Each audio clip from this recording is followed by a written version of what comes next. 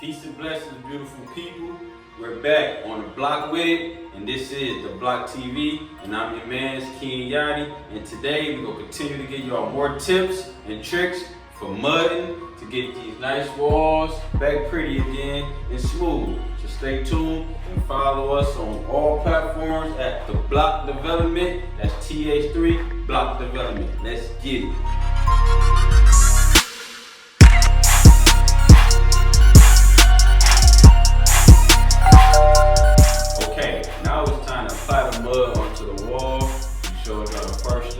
Preparation as you scrape all of it down. So now I'm about to show you how to fix a damaged crack.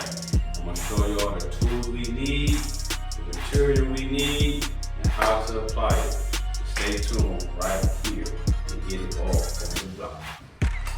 Okay, so first thing we're going to need is mesh joint compound tape. We're going to need that. We're going to also need blade. We need the 4-inch blade for this process. Also going to need a caulk. I like to use the caulk because it's on the ceiling. You can also use a mudding pen. This is a mudding pen. I prefer the caulk when I'm working on the ceiling. And last but not least, we're going to need mud compound, joint compound. At the right width. First thing to do is to load our caulk. With enough mud.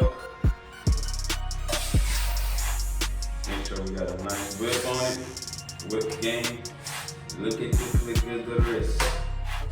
It's a damaged crack from here all the way to here. Now, just to fix that crack, I'm going to take my knife. Put some mud on it. You're going along the crack line. Just to fill the crack with the mud. I showed y'all the preparation. That's why I like my caulk. That's real okay.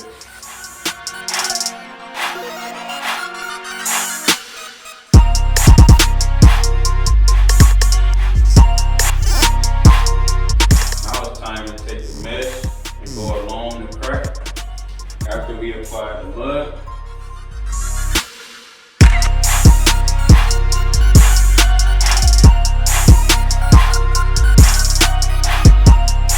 this is to have something that both sides of the crack can bond to as the compound does its thing and filling all the cracks and holes for it. Cut it as short.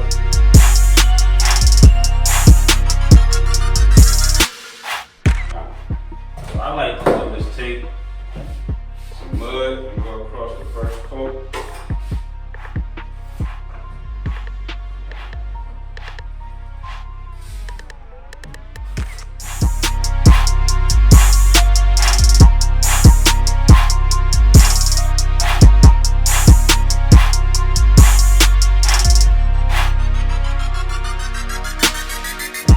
First coat, you're going to take 3 coats of this. And then we're going to go ahead and fill this whole spot up that you see all this up. Slowly come back, so stay tuned.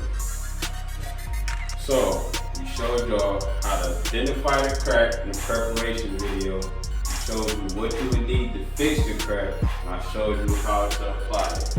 Now, I want to rock out and just show y'all some tips and tricks on how to hold the knife, how to apply it, what feathering is, how to take off, and how to put on. So stay tuned. Welcome back, people. So now, we applied our mesh tape and we applied our first coat. But as you can see, we have chips and damaged wall around this area too that we want to make smooth as this area. So just started applying my first coat. I'm going to grab my 9-inch knife now. We're going to fit it. That's another tip. Always make sure the blade is filled with mud from tip to tip. So what I'm going to do is going to go ahead and just fill this in.